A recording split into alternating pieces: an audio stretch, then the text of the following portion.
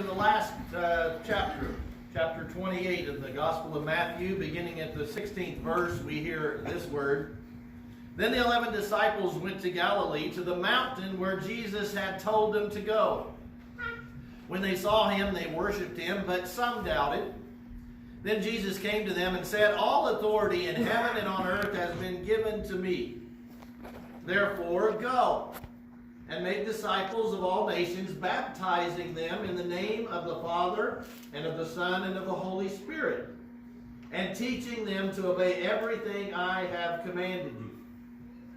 And surely I am with you always, to the very end of the age." May God add his blessing to the reading, hearing, and understanding of his word. You may be seated. Denise, come on. Those of you that are aware, Denise is one of the missionaries that we support. When you see the report from MRS Missions, this is MRS Missions, okay? This is Denise. So when we make that donation and we do those things, that's what it's all about. And so here she is, in the flesh, in Surprise, Indiana. Back in Surprise. All the way from around the world.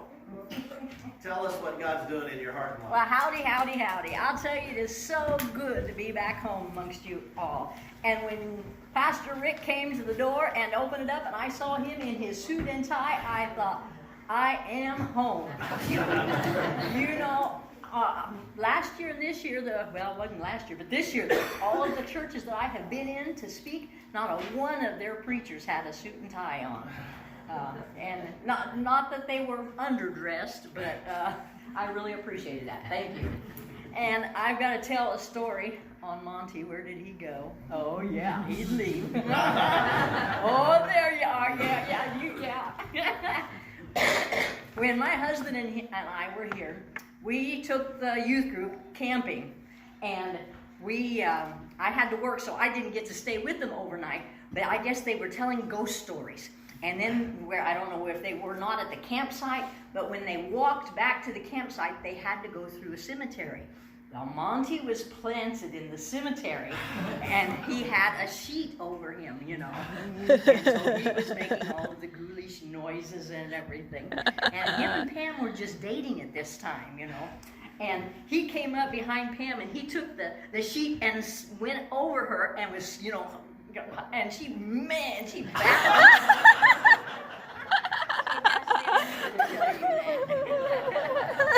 But I'll tell you, when I come back and I see him in your bulletin as being one of the elders, I just thank God for Little Surprise Christian Church and the foundation that you give the youth group. The youth group, Danny was a senior in high school, and Julie, your mom, Katie, was not even in school yet. And we had a Halloween party down in the basement. They all came, all the ages, all came. We crushed some ice up, put marbles in it. They had to take their shoes and socks off, and whoever could dig out the most marbles with their toes was the winner. And Danny was right there, right by your mom, Katie. Could a youth group do that now in a big church where the ministers don't wear suits and ties? I don't think so. There's a lot to be said for the little churches. You broke my husband and I in fine. You were the first church that we came to after we graduated. In fact, we started here. We were just married for 2 months when we started here. So and we got $50 a weekend, and we spent more than that on gas. But we oh, thank you for all you all have done. Well, started out, I left January, I'll take a look. It was before Valentine's Day last year, and I didn't get back until in January this year. I just lacked a couple of weeks, being gone a year. And since I was at 3 different assignments, it didn't seem that long until just before Christmas, when my daughter, they take their annual family photo, and she sent it to me. And they had a couple dogs, and there was this lady that was trying to make the dogs, you know, behave themselves. And I was wondering, why isn't Joy in the picture? Why is she the one always taking the pictures? And it wasn't until, I don't know, 10 or 15 minutes later, that was my daughter. I didn't recognize her. She had lost 90 pounds and had some dental work done. And I thought, If I can help it, I'm not going to be away a year again. That's just a little bit too long. But I got her permission before I went, and she said, "Mom, you can go as long as you want. Just come back. Just come back." You know, I was not to go to India. It was put on at the last minute for 4 months. The reason being, they had 4 ladies that started to work there 47 years ago. One died off, then the second one died off, and then the third one died off. Well, I take not yet, she's not. There's 2 left. And each year, the one who's been there 25 years has to renew her visa, which gives her permission to be in the country. She has to renew that every year. Well, they go to the little village right there in Koplahar, which is, maybe a half mile from where the mission compound is, and they renew it at the immigration office there. They take their papers, they stamp their passport, and they're good for another year. The other one, who has been there for 45 years, she gets every 5 years does she renew her visa. And so Sharon had done that. She got renewed the passport and got it for another year. And then somebody told her, well, you're supposed to be doing this online. Well, she thought, well, why will it hurt? I'll just go ahead and do it online too, since I'm supposed to be doing it online. She went online and did it, and they denied it. But she'd already paid for the visa. She had it in her passport. She had the papers. She was official. But they made her leave the country. And at this time, this is when Modi, M-O-D-I, Modi, became the Prime Minister of India. They don't have presidents, they have a Prime Minister. And he went on the platform, he ran on the platform, India only for Hindus only. And he was making it very hard for the Christians and the Muslims. And so we thought this was trying to push another Christian out. So when she, packed her bags to leave, that's why they called me to come over and help while she was overseas on furlough. When she packed her bags, she had no idea if she was going to even be allowed to come back into the country. Can you imagine that? What would you pack? In 2 suitcases, what would you pack? When she has lived there for over 25 years. But, that's a lack of faith. And she went ahead and went home. She did get the renewed the visa at home for just 1 year. And now the one who always got 5-year renewals is down to 1 year. And so keep that in your prayers because, they're trying to get some Indians in there to be able to start running it and take more control over it. And they think that next year the mission will be 35% self-sustaining. And so they're working for that. We're in the future just in case. Well, when I got there, my day usually started about 4:30 in the morning, 4:30 or 5, because in the summer it is so hot, like 102 degrees, and they have a few ceiling fans, but they don't all work, and there's no air conditioning, and so the kids just die. So they start school at 7 o'clock in the morning, and so I have breakfast and I head out. And as used to, I would go around and give hugs to the girls because I'm in the girls' compound, and they would march over in twos and go over to the school, which is about 3 blocks, the equivalent of 3 blocks away, just down the road. And so they go over as a group. And then I would come out of a morning and I would say, well, who wants a hug, instead of going around. And then they would come to me. And then it got so I'd just walk out the door and I'd be mobbed, and then I just kept hugging and hugging and hugging. I think, wow. And then I noticed I'd hug one and they would run around and get to the back of the line. And so I would do that. And then I also taught Phoebe. And Phoebe is a ladies' weekly Bible study, and I love teaching Phoebe. It seems like the countries that I go to, the harder the living conditions, the closer to the Lord these people are. And here in America, sometimes our religion, our knowledge of the Bible is about this thick, But over there, I can teach the gristle of the word, not just the meat, but the gristle. And we were talking and teaching about the apostles, and we could get on rabbit trails. And like we were talking about Judas Iscariot. And I asked, why did Jesus give Judas the money bag when he knew he was going to steal from it? Was he tempting Judas? And and these ladies, my goodness, they are so versed in the scriptures. The discussion is great. And then, and Christ, when he was on the cross, he had 3 earthly half-brothers that were, Mary and Joseph were their mom and dads. So when he was on the cross, why did he give the care of his mother Mary to John, who wasn't related at all? And just to hear some of their answers, It's wonderful. I'm the one that learns. I'm not teaching they are teaching me more than I am teaching them. So I had devotions for the girls. They always have their devotions before supper.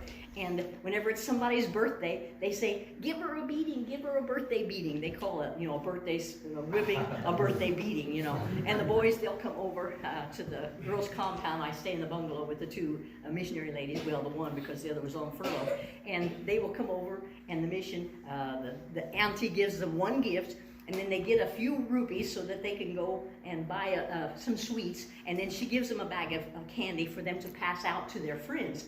And they will always ask for Auntie Janice to come give them a birthday beating.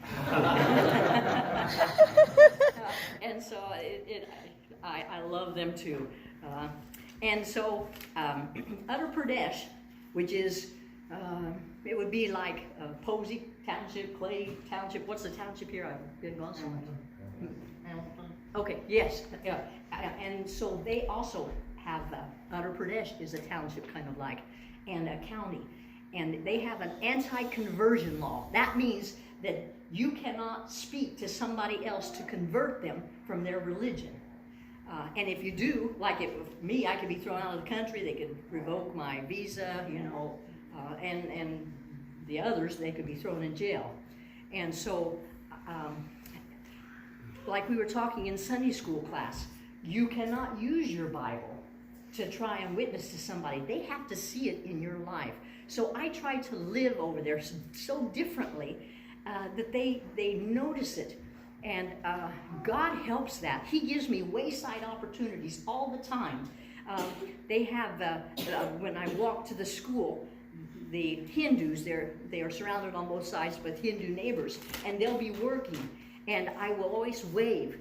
And we have one little lady, and she will go like this, which means come, And so I go, and she'll be cooking the breakfast, and I can understand her, she can't understand me, but we'll be just jabbering to each other, and I will leave, and she will just smile. Another person came down.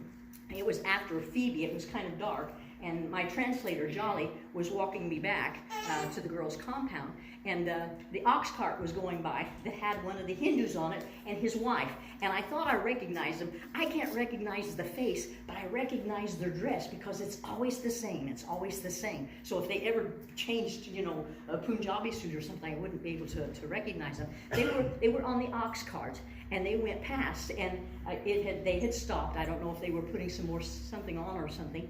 And when we got there, we were walking, and I went up to the lady, and I put the Hindu wife, I assume it was a wife, because she's always with him, and I put my arm and I patted her, and grinned, and she grinned, and teeth were going everywhere.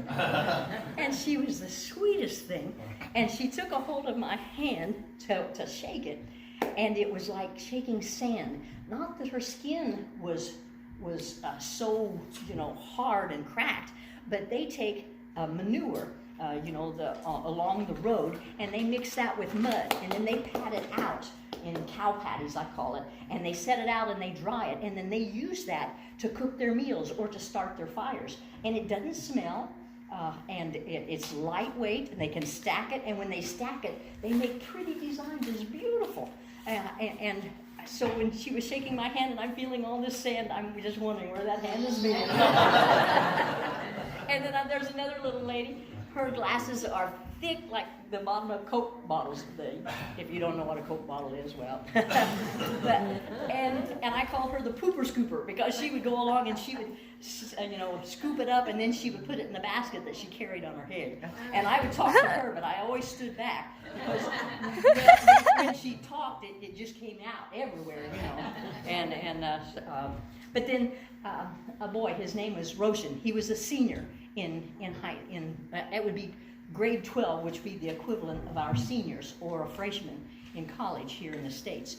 And he would always mingle around just outside the mission compound gate where I would come out and wait for me to come out, and then he would run over and we would walk together.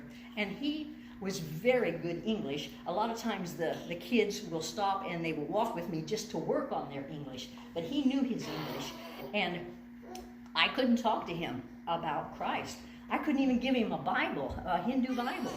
And But he asked me, I think that was my favorite part while I was in India. My favorite part was he asked me, what's Easter? So it opened the door for me to tell all about Easter. I was so thankful, Lord, you know. And my Phoebe class, when they tell, you know, it's going to start on such a day, such and such a time, they write down, you know, all this information in Hindu, of course, and then they pass it around to everybody that could be in Phoebe, and they sign their name so that everybody knows. And they never passed it to this one little teacher. She was she was little, she was skinny, and she had 2 kids, but she looked like she was still a teenager, and she was a teacher there. And I just loved her. I would just, you know, give her a hug, and she just felt like a bag of bones. And she had a little red dot here, which is the 3rd eye of the Hindu god, you know. And then her part in her hair had red in the part to indicate that she was married. And she would just smile, and she would come running up to give me a hug. And when we were passing this Phoebe note around, she was interested in what it was. It was Hindu, so she could read it. And they wouldn't let her have it. And so I asked one of them, I asked Lena, I said, why can't she come? And Lena said no, that she was protecting me to keep the authorities from thinking that I was trying to convert her. And so she didn't get to come, you know. And so, but I forgot to tell you about this little lady, you know, that had the teeth that went everywhere. My translator, Jolly, was talking to her husband, and I had Jolly take a picture of us, and I was wanting her to smile, you know, and of course she wasn't wanting to smile, so I put my arm around her and just squeezed her, and she had the biggest smile. I've got the best picture. But then they left, and we left and walked on home, and Jolly was telling me, he said that the husband was saying that rich people, clean rich people, don't like us because we're dirty. No, not don't like. They said, they hate us, but not she. And I just wanted to cry because, you know, I surely hope that others that come over, missionaries, you know, miss that opportunity, because that's who Christ went to the first, you know, to the very beginning, the beggars and the ones that everybody, you know, go away, you know, because they had leprosy. But he went to them, and he wasn't afraid to touch them. And but you know, I just thanks God that they could see a difference in my life and the others that wouldn't even talk to them.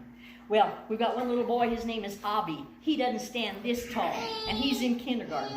He belongs to a family that is destitute. He has 2 sisters, which we didn't know at the time. His father is a preacher, doesn't get paid a penny.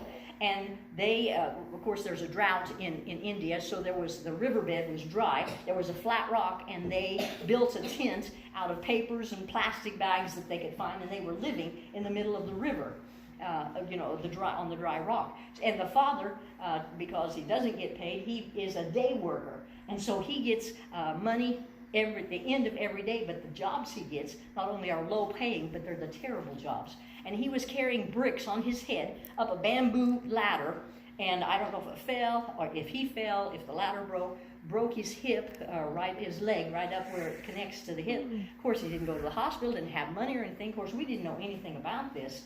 And when we found out, the mission got him to the hospital, but he has 2, you know, sisters, the 9-year-old and the 12-year-old, and no way to feed them. The father had just had a 3rd grade education, and the mother could barely write her name in Hindi. And so they took the 9-year-old and the 12-year-old into the hostel, you know, because they feed them and they clothe them, they give them housing, they in medical, glasses, dental, and then school them as well, give them an education. But they didn't know the alphabet, they didn't know numbers. 12 years old. How can you put a 12-year-old in kindergarten with little 5-year-olds? I mean, the 5-year-olds are like this, and the 12-year-olds like this. And so they ended up and put the 9-year-old in 1st grade and the 12-year-old in 2nd grade. But the 12-year-old would just couldn't adjust. I mean, she would scream and cry and didn't want to stay in class, because 12 years she just ran around and did what she wanted. So they sent her back to the mother, and I haven't heard how the 9-year-old. I'll find out, because I'm headed back to India in March of next year. So I don't know about them. They also, then after I left there, I went to, there was another God thing. your answer of your prayers all the time, because Linda fell and broke her arm. And so I took over all of her duties and responsibilities and helped her to get dressed and to cook and to feed and all of this. And so I just thank you, Lord, that I was there at that time. So after Linda, got the cast off, and Sharon came back, and then I went to South Africa. South Africa, the missionaries go on furlough every 2 years. And so I was going there. It was going to be a hard furlough for the missionaries, because his father had cancer, and it had come back. His mother was bedridden, and his father was the only caregiver for her. His father was 85 years old. He would not allow his wife to be put into a nursing home. And so he was still trying to do it, and his first bout of chemotherapy was going to be 7 hours. And I don't know, they're having a real tough time with it. So if you would keep that in your prayers. And so while I was there, I was asked to speak at a women's celebration of life. And I asked, well, is it going to be translated into Afrikaans? Because if it is, my 30-minute speech is going to be an hour, because everything I say, they repeat in a different language. And so they said, no, you've got 30 minutes. So I prepared my 30 minutes, and I got ready to get up, and they said, well, there's a group here from over close to Guinea. They speak French, so we're going to translate your speech into French. So in 3 minutes, I had to cut my speech in half, my presentation. And I was presenting 3 different characters from the scriptures to help to support their celebration of women. And the Lord helped, thank you, Lord, and only one person went to sleep, so I think, I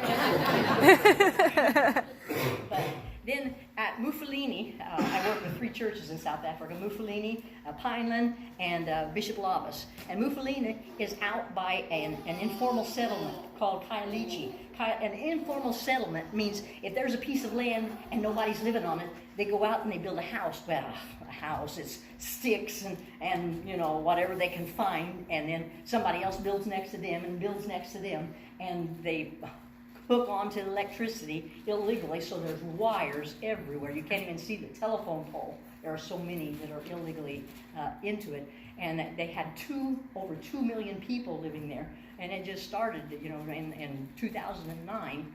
And so I was out to Mufulini, and they were having some kind of riots and things. I didn't even know it. And I drove right out in the street where they were supposed to have the riots. I drove right past that, went to the church, did the presentation, and came home. And they said, you went where? You did what? And the Lord, again, your prayers. Thank you, thank you, thank you. And it was the teenagers. They were becoming pregnant in the church. Imagine that, But their culture is so much different. They never speak to their kids about sex. And if you bring a boy to your house, it's because the boy is going to ask your parents if he can marry you. The lady that was helping me to put all this together for all the churches to come in and do this, it was here in the States, we would call it a mother-daughter banquet. And she was 47 years old. Her first date, she was 30 years old when she went on her first date. And of course, the first boy she went with that showed her any affection at all, she was just head over heels in love. So she was in a 12-year physically abusive marriage, and it wasn't until he started on her 2 children that she left him. So she was a single lady for 5 years, and when we were working on this, she had found a boyfriend. And she's 47 years old, and she wants mom and dad to meet him, but she can't bring him home, she thinks, because she's been reared the old culture way, And she's trying to talk her sister into telling mom and dad, that I've got a boyfriend. But the grandmothers would pick the wives and the husbands for their grandkids. And so totally different. Yeah, you just pray Grandma chooses wisely. And had a discussion back and forth. And one of the ladies, and she was kind of a young mother, she said, we need to teach the kids when they're trainable. It's like the twig on a tree. You can bend it until it gets older, and then if you bend it, it breaks. So we need to start here. And another one said, we give our children life, but we can't live it for them. And so, the wise, I'm learning from them. And from there then went to Zimbabwe. And Zimbabwe started out okay. I mean, we could get petrol, we had electricity and water, and then things started getting, you know, it was harder and harder to get petrol. Things in the store, the shelves would be empty, the prices started going up. One day cooking oil was $3, the next day it was $12, and the next day it was $20. Dollars is Zim dollars. I had some, oh, right here. It's called bond notes. This is what I had the last time I was here. They had it this time, but they have changed from this now. And it only came in denominations of $2 and $5. You paid everything with $2 or $5. And then the money started becoming, you couldn't find currency. So they put it on their phones. They called it Echo Cash. It kind of worked like our debit cards. You never see the money when you use your debit cards, but instead of a debit card, they used the phone. They called it Echo Cash. You would put money in an Echo account, and then when you would sell or buy something, then you would get their phone number, put it in yours, and put how much you were going to give them or how much they're going to give you, and then instantly it would come up that this was taken from your account, and it really worked great when it worked, but you would go to the store, and the store, they also gave you sometimes a little card that you could swipe, and so you would swipe it, and you would run your grocery, they would, put the groceries all in, and then you got done in the queue that you're in, the line you're in, is halfway down the store, waiting to go through, and then it tells you that the cashier needs to run all those groceries through again. And the little machine that you used, it said it was not approved, it didn't go through, so they ran it again, and it didn't go through again. So the third time they got a different little handheld machine and it went through. But I asked, can I have those two that shows me the receipts that said it didn't go through? And sure enough, it took it off my Echo Cash account all 3 times. But that's not their problem. I have to go to the manager and get him to write the note, that it's so much money. And then I have to go to Echo Cash Bank, or not bank, the office, for them to take it and put it back into my account. And that could take, 3-4 weeks, But these poor people that just... it's from hand to mouth. How in the world did they do that? And the government couldn't get their money. They couldn't get their hands on it. When they had bank accounts, at that time, they had US dollars for buying overseas, outside of Zimbabwe, because in Zimbabwe, this money wasn't worth anything to anybody outside of Zim. Nobody would take that except inside. That's like if you had this kind of money for Indiana, Illinois wouldn't take it, Ohio wouldn't take it, Michigan. This is just, you can only use this in Indiana. Well, that's the same way with the bond notes in Zimbabwe. So the government let them open special accounts with just US dollars in it. But when they brought this out, the government went into all these accounts with the US dollars, took their US dollars out, and at that time, $1 US was worth 3 bond notes. But instead of putting 3 bond notes back for each US dollar they took, they only put one for one. So if you had like $100, they only put back the equivalent of $33. So not only did they steal from them, but then how did they buy, things to put back on the shelf, to restock their shelves? They couldn't. And things got worse and worse. And then all this Echo Cash that they were using, the government put a 2% tax on it, which seems so little, but when they're just, every penny, they need every penny. And then the next day, one day we were paying the equivalent of $5 US per gallon for petrol. The next day when we got up, it was almost $13. It had raised that much. Well, the people, they had their fill. So they decided to have a 3-day peaceful demonstration just to bring the attention of their suffering to the government, to let them know, the government, you've got to do something about this. And so that first day of the peaceful demonstration, 15 people were shot and killed. The second day, the government told them people to stay home. Well, everybody, it was called a stay away.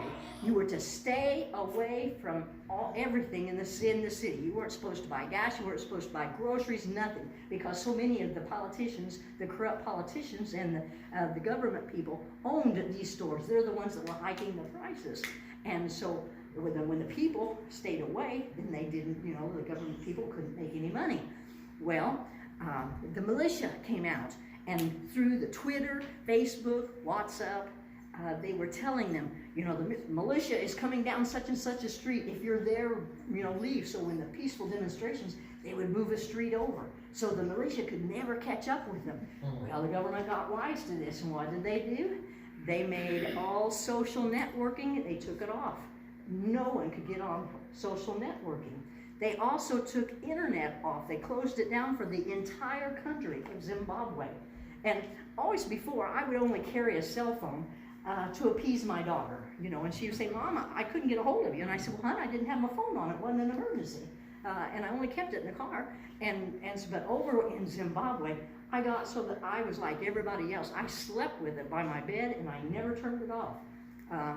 And at that time, it was supposed to only last for 3 days. It was supposed to be over the third day. It was on a Wednesday. Well, the missionaries were supposed to be coming back on Thursday, but we had heard that there was a heavy military a presence at the airport. It was not safe there. The airport had been closed down. They were not allowing flights to come in. So do I go to the airport and try to pick them up?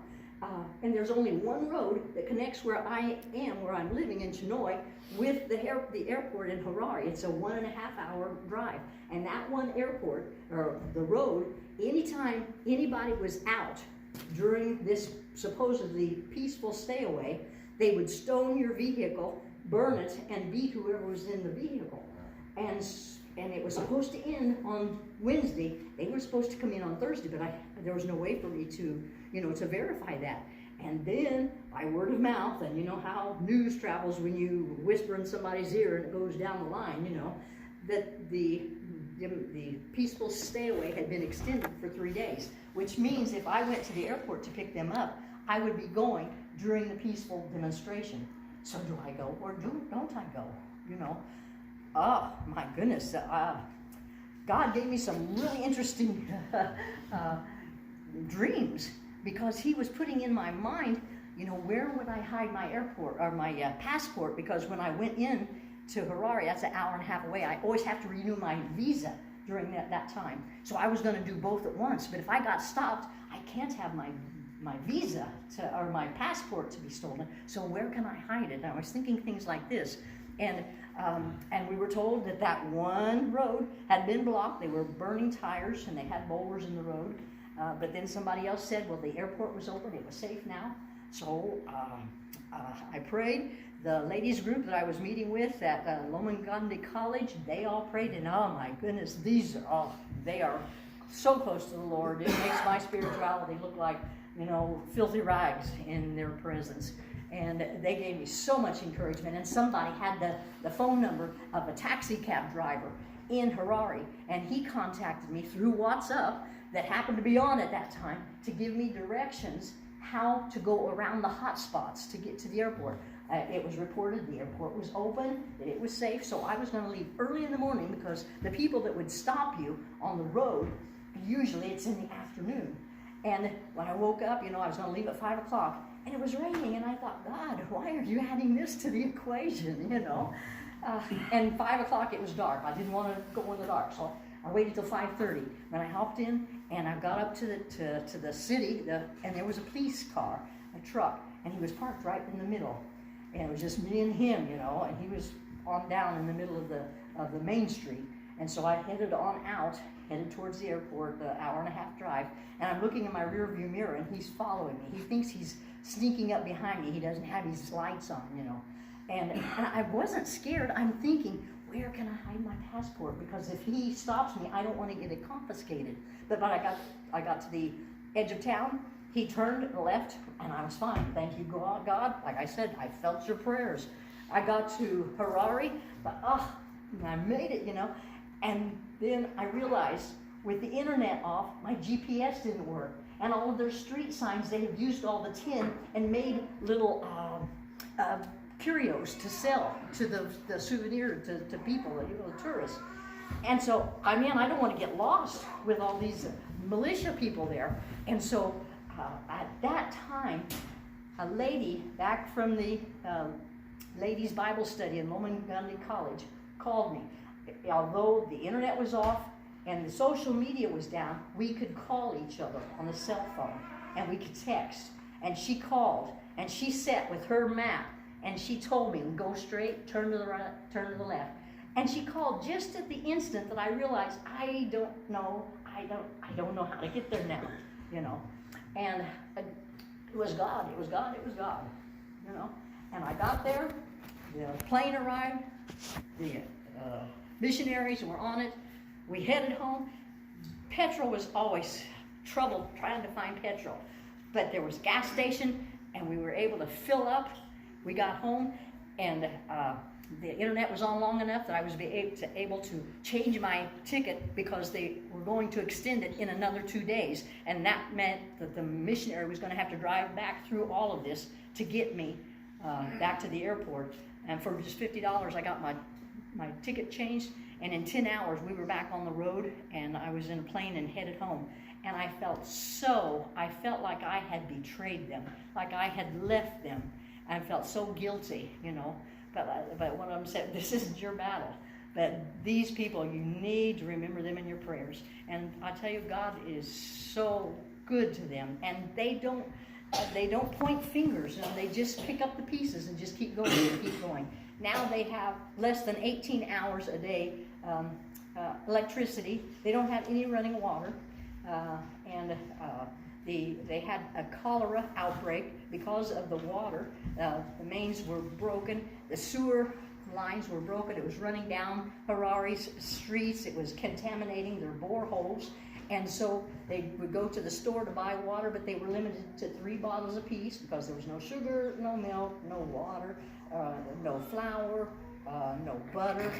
All of these things, you know, they couldn't buy them. And so they're in straits, man. They need prayers. But it's not just them. I hear that Haiti is going through the same thing.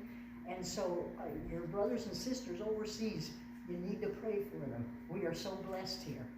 And I want to thank you so much for all of the support that you have given me. Thank you, thank you.